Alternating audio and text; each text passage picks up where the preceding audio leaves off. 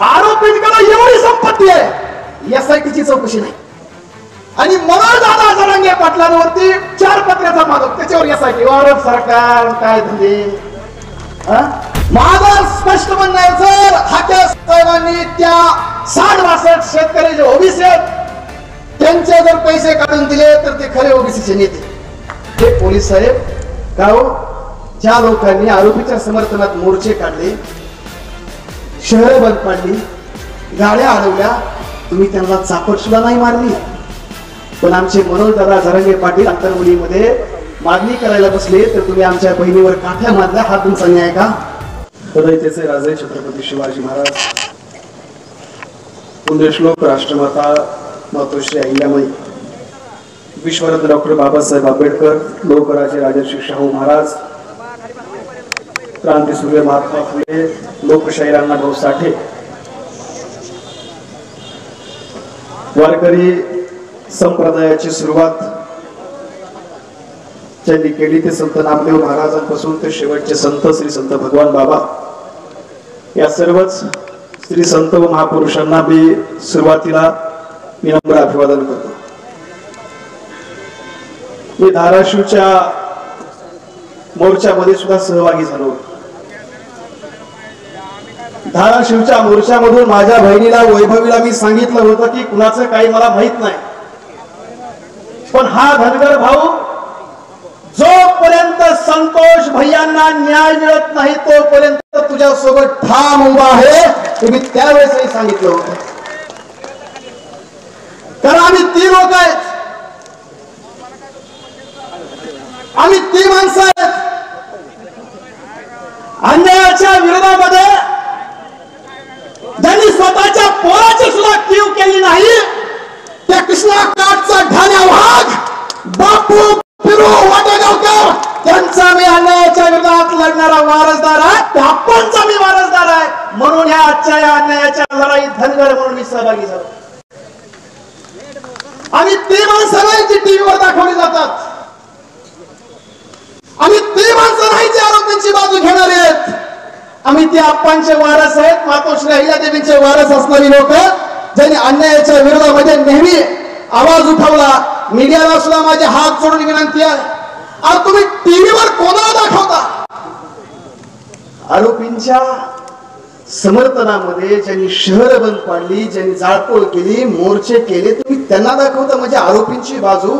मीडियाला माझे हात जोडून विनंती, दडवत घालतो तुम्हाला मी, कुणाची बाजू दाखवता?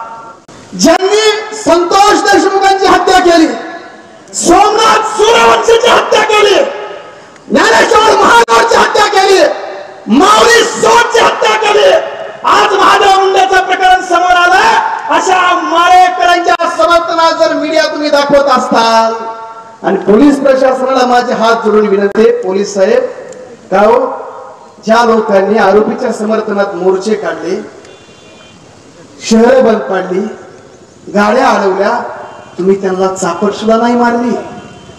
पण आमचे मनोजदादा जरांगे पाटील अंतरमुलीमध्ये मागणी करायला बसले तर तुम्ही आमच्या बहिणीवर काठ्या मारल्या. हा तुमचा न्याय का? कोणता न्याय? आम्ही उपोषणाला बसलो तर आमची टाळकी तुम्ही फोडली, आमच्या माय बहिणीच्या अंगावर गोळ्या झाडल्या, आमच्या लोकांवरती बॉम्ब तुम्ही टाकले, आणि आरोपीच्या समर्थनातल्या मोर्चाला तुम्ही हात सुद्धा लावू शकत नाही. अरे हा कोणता न्याय? आणि तुम्ही पुन्हा मीडियावर ओबीसीचे नेते आमच्या लक्ष्मण हाके साहेबांना बसवितात. आता मला तुम्ही सांगा, ह्या प्रकरणात ओबीसी मराठा वाद होण्याचा काही संबंध आहे का? बरं माईच्या खरं शपथ घेऊन सांगा, खोटं बोलायचं नाही. हा सोमनाथ सूर्यवंशी जातीला कोण आहे? अरे बोला, बघा आपण जातपात मानत नाही, पण वास्तव बोललं पाहिजे. दीपक भाई सोमनाथ सूर्यवंशी आंबेडकरी चळवळीतला वडार समाजातला कार्यकर्ता. संतोष देशमुख मराठा समाजातला. आमचा ज्ञानेश्वर महानोर धनगर समाजातला आहे.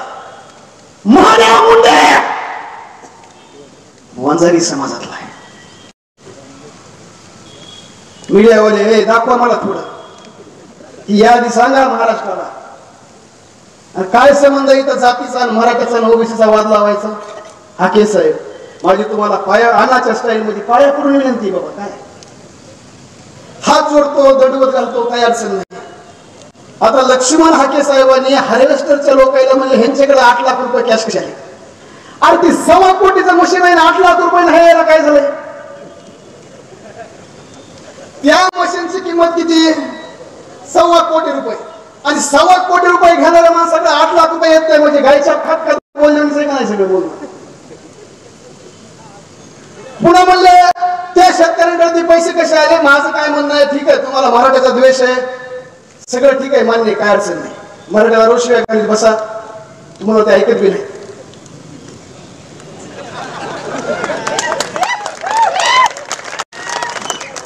कारण बघा मी का सांगतोय, रायगडावर छत्रपती शिवाजी महाराजांचं स्मारक अहिल्यादेवी होळकरांच्या वारसदारांनी बांधलं. हे कुठे गेले संजय घोर साहेब, तुम्हालाही माहिती. ती काय म्हणले, हार्वेस्टर वाल्या शेतकऱ्यांकडे 8 लाख कसे आले. आमचे मनोहरदादा जरांगे पाटील 4 पत्र्याचा मालक, घरावर 4च पत्रे. सरकार किती भारी बघा. आरोपींकडे एवढी संपत्ती आहे, एसआयटीची चौकशी नाही. आणि मनोहरदादा जरांगे पाटलांवरती 4 पत्र्याचा मालक, त्याच्यावर एसआयटी. वारं सरकार काय धंदे. आमचे हाके साहेब, आमच्या हाके साहेबाला ठेवलंच ते. आमचे हाके साहेब काय म्हणले,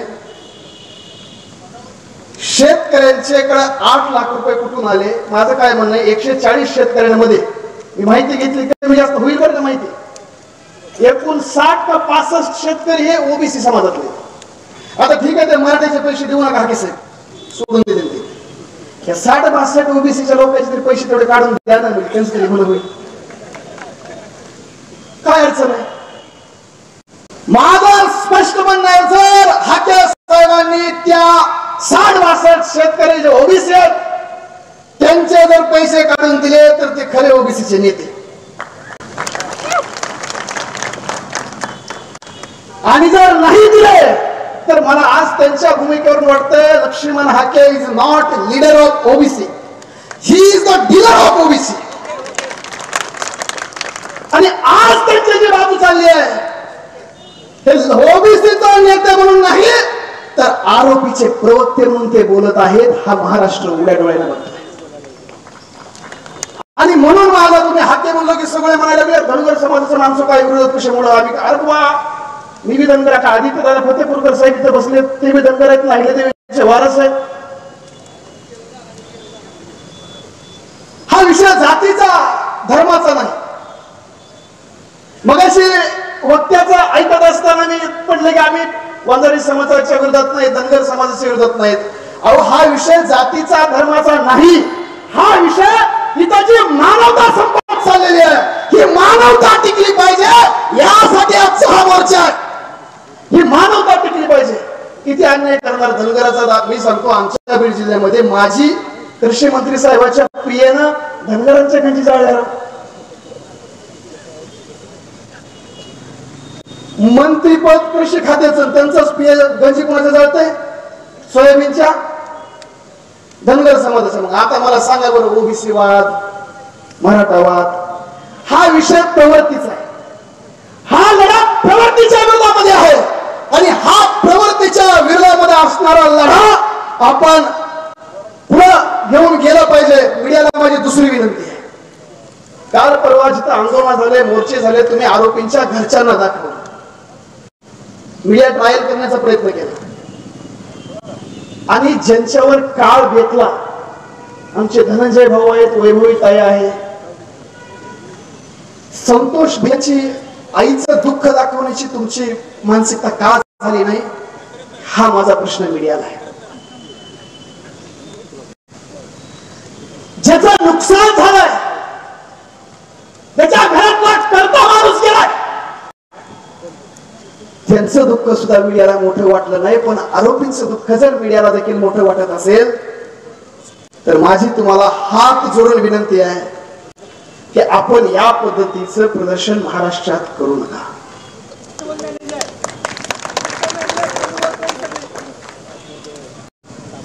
कारण हा महाराष्ट्र छत्रपती शिवाजी महाराज पुण्यश्लोक अहिल्यादेवी होळकर फुले शाहू आंबेडकरांच्या विचारांचा आहे.